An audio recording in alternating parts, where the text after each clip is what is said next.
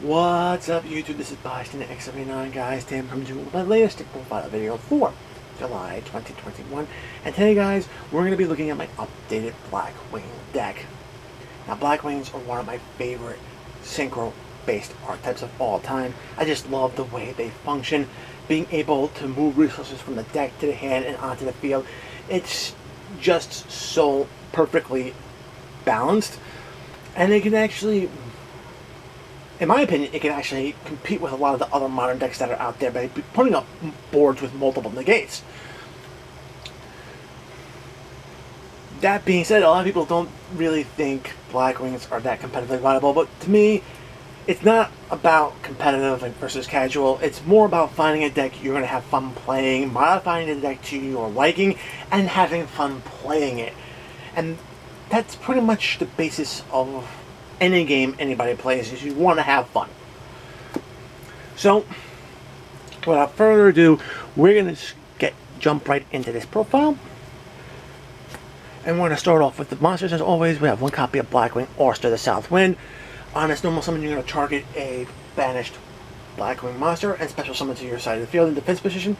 From there, it is a level 4 tuner. You can actually go into your synchro plays, or you can go into an Xyz play if the monster you brought back is level 4, or you can just link him off and you can play into your links strategy. So yeah, it's a very awesome card. It can get a lot of things done, and it's definitely worth having in your deck, even at 1.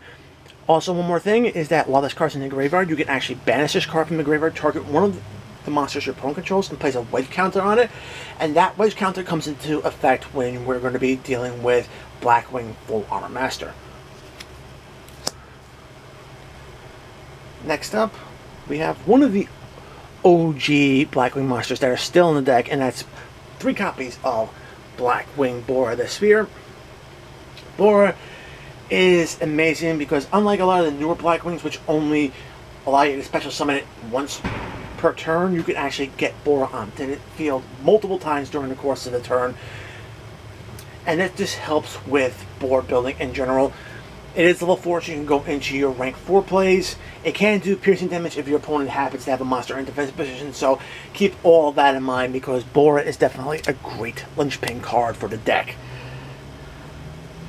And of course, next card, and the other OG Blackwing monster we have in the deck is one of 3 copies of Gale the Whirlwind. Just like Bora, special summon as many times as you want during the course of your turn, as long as you control another Blackwing monster. Gale is a level 3 tuner monster, so you do have access to your synchro plays as well as certain link plays. And furthermore, you can target one monster on your opponent's field and cut that monster's attack down in half. And I can tell you right now, being able to cut a powerful monster's attack in half does help when it comes time to beat down on your opponent's life points. Starting with the newer Blackwing cards, we have Blackwing Gladius the Midnight Sun. While this guy is on the field, he can't be destroyed by battle, so that's not bad. It can act as a bit of a wall. We got 2 copies of Blackwing Harmattan the Dust. Harmattan the Dust, when it's summoned, whether it be normal or special summon, you can target another Blackwing monster on the field and increase Harmattan's level by the other Blackwing's level. And I can tell you this right now, by modulating this level, it can allow you to get into your synchro plays a little bit easier. Next up, we have 2 copies of Blackwing Chris the Crack of Dawn. Chris the Crack of Dawn is the strongest level 4 monster in the Blackwing archetype, sitting at 1900 attack, meaning if you have a Black Whirlwind on the field, you're going to be able to search out your entire Blackwing archetype with its normal summon. Of course, it is one of the newer Blackwing monsters, so you can special summon it out of your hand as well. One more thing about Chris the Crack of Dawn, it cannot be destroyed by the effects of spells and traps, so you have that little extra addition of protection in there, which is pretty cool. Next up, we have 2 copies of Blackwing Orochi the Squall. Orochi is actually very awesome. Again, special summon it to your field when you control another Blackwing monster. Go and do that once per turn, but hey, it does its job because when it's used as a synchro material monster, you target one of your opponent's monsters and you're flipping that monster face down. And a lot of times, by flipping a monster face down, you can actually just turn off that monster's effect and be able to play. Next Blackwing are 2 copies of Blackwing Simoon the Poison Wind. Now, Simoon is a very interesting card. It's necessary for a starter play, because as long as you don't have any monsters on the board, you can actually normal summon this guy out without tripping, place the Black Whirlwind from your deck onto your field, and because you're using this card's effect as a normal summon, you still have your once per turn normal summon to actually use alongside it. So you're going to be able to get 2 searches off of that Black Whirlwind you just placed with Simoon's effect. Couple of downsides though. Use this guy's effect to get him on the field, you're locked into darks, and that can kind of take away from trying to get multiple Omni-Negates on the board. The other thing is that during your end phase, if the Black Whirlwind is still on your field, you have to destroy it, and you take 1,000 points of damage. There is a way to mitigate that last one, but I can tell you right now, being locked in the dark really can hurt sometimes. This is why I'm only running 2 copies of this guy right now. Next up, to help mitigate the blast effect of Simoon, we have Blackwing Zephyros the Elite. Zephyros the Elite, level 4, 1600 attack point monster, which is not bad on a normal summon. Can search out majority of your Blackwing archetype, but its real power comes from its effect while in graveyard. While in the graveyard, you can target one other card you control on the field, return it to your hand, you pay 800 life points, and you special summon this guy out onto the field. You can only use that effect once per duel, but getting him into the graveyard to return the Black Whirlwind that you placed off of Simoon does help. Yeah, I know you're taking 800 points of damage, and the other effect would be 1,000, but you're not losing the Black Whirlwind, so you can actually still be able to play that Black Whirlwind again during your turn and still be able to reap the benefits of multiple searches. Next up for the monsters, we have 2 copies of Caligo Claw Crow, and this guy is very similar to that of the newer Blackwings, where you can only special summon him once per turn, but Caligo requires a dark attribute monster on the field, not just another Blackwing, which makes it a little easier, in my opinion. For the big monster tech cards, we have 1 copy of Mist Valley Apex Avian, 1 copy of Dark Samorg. Apex Avian typically is utilized as an Omni-Negate. It's brought out via the Samorg Link's effect during your end phase, and with multiple Omni-Negates on the board, you can always slow your opponent down like that. And thanks to the Samorg Link, you can always resummon it during your end phase from your hand. So now, depending on how you open and what cards you draw into, you may want to opt out of playing him and play Dark Samorg instead, because I do include a trap card in this deck that can actually basically render your opponent from being able to play spells or traps.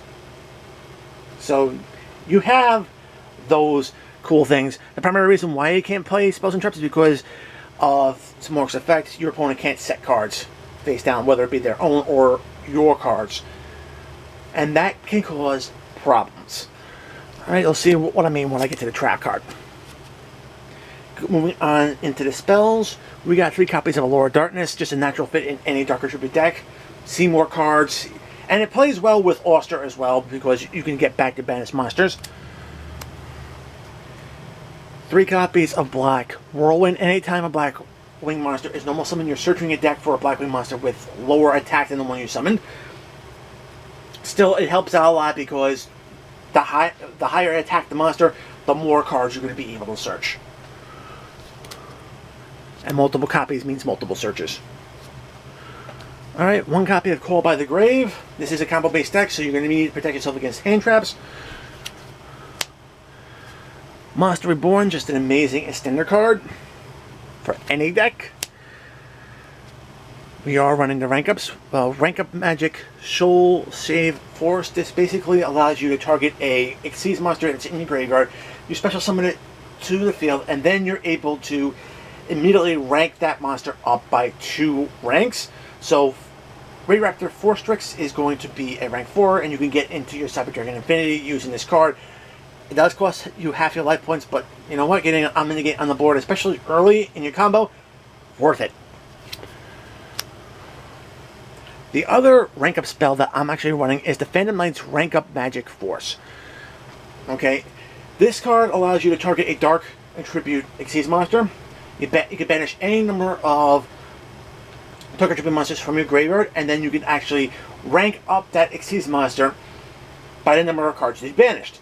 In this particular deck, all you really need to do is banish one card, and you're able to get into your Xyz Dragon play. And I can tell you right now, that Xyz Dragon play can actually be something that can end the duel.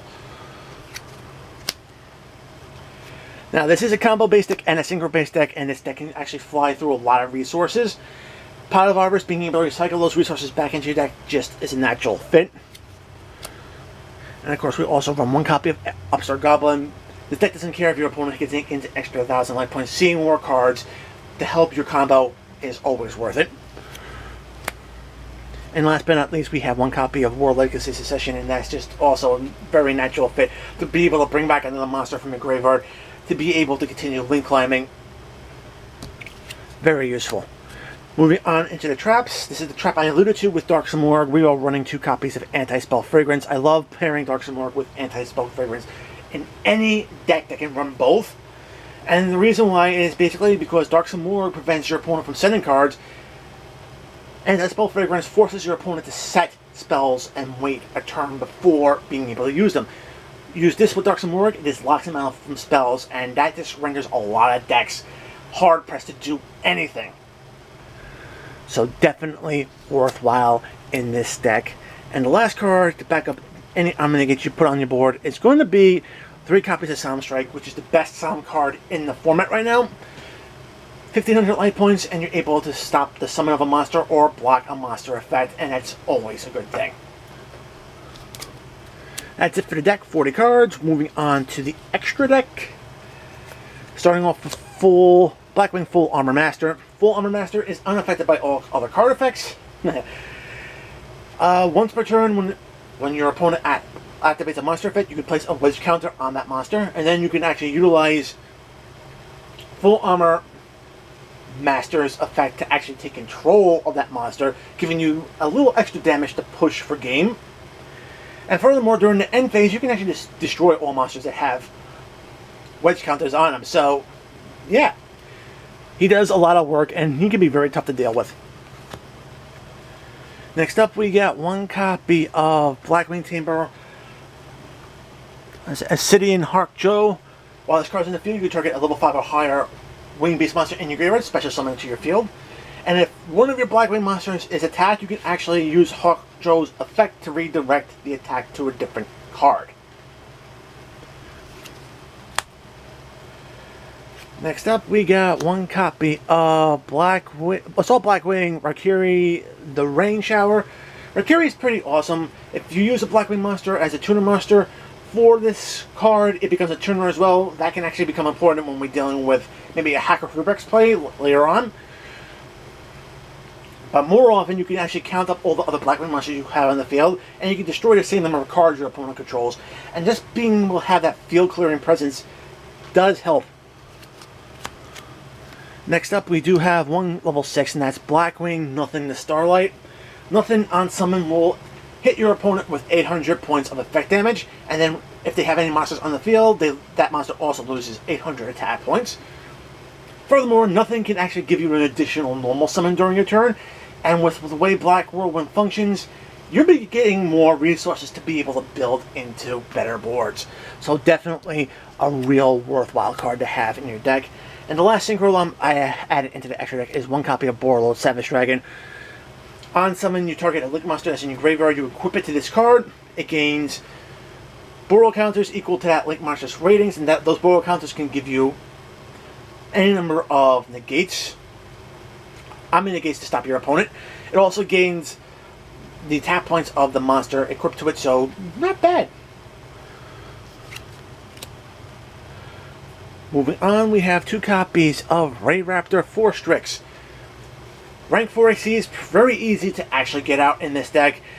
Detaching material, you search in your deck for a Dark Wing Beast monster to add from your deck to your hand. As long as you control another Blackwing monster, 9 times out of 10 you're special summoning that card, and it just helps you play. And furthermore, you're going to be utilizing Force Tricks to go into your rank up plays, whether it be through your Cyber Dragon Infinity or your Arc Rebellion Dragon. And speaking of Arc Rebellion Dragon, special summoning him out with the Phantom Knight's rank up Magic Force, very, very easy. When this card hits the field, he pretty much negates the effects of all other monsters on the field. And not only that, but he also gains the attack of all the other monsters on the field. And which means he can actually get really big, really fast, and your opponent can't really do anything about it.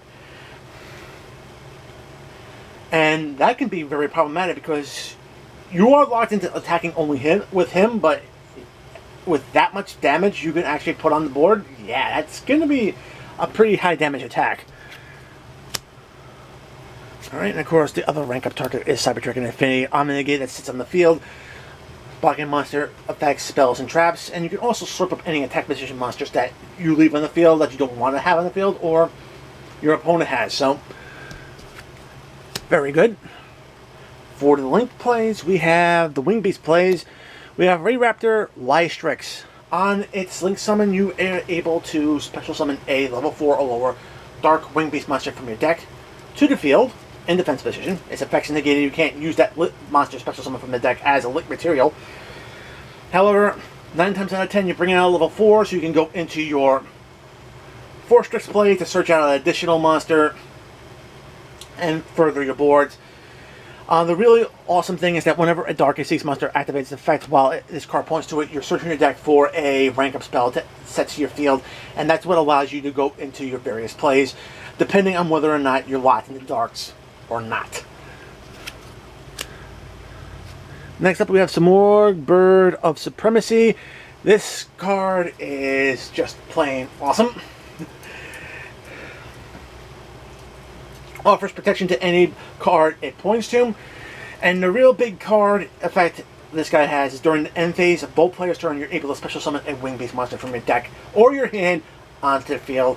And this just allows you to reutilize Mist Valley Apex Avian or get that board lock combo with Dark Morg and Anti-Spell Fragrance going.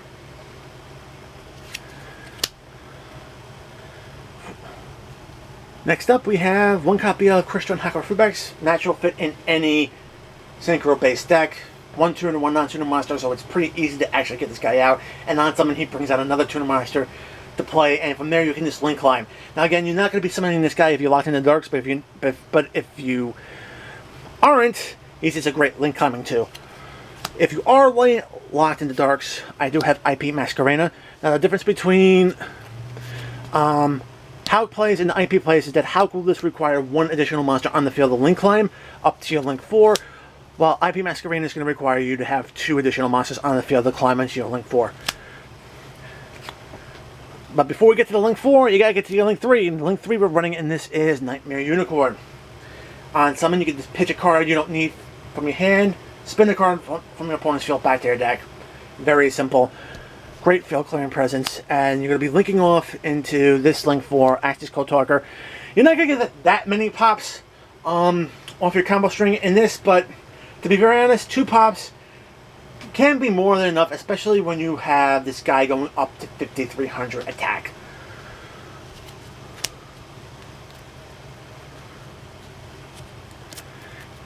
Guys, that is it for my Blackwing deck profile for July 2021. I do hope you enjoyed it. If you did, give this video a thumbs up. If you want to see more content like this on my channel, make sure to subscribe. Enable notifications so you don't miss a single upload. Check out the description box below. Find a link to my Discord server. Join the conversation. We'd love to have you. Check out the links to my affiliates, tcgplayer.com, as well as sidedeckversus.com. Great resources for any Yu-Gi-Oh player. Follow me on social media, and guys, until next time, peace!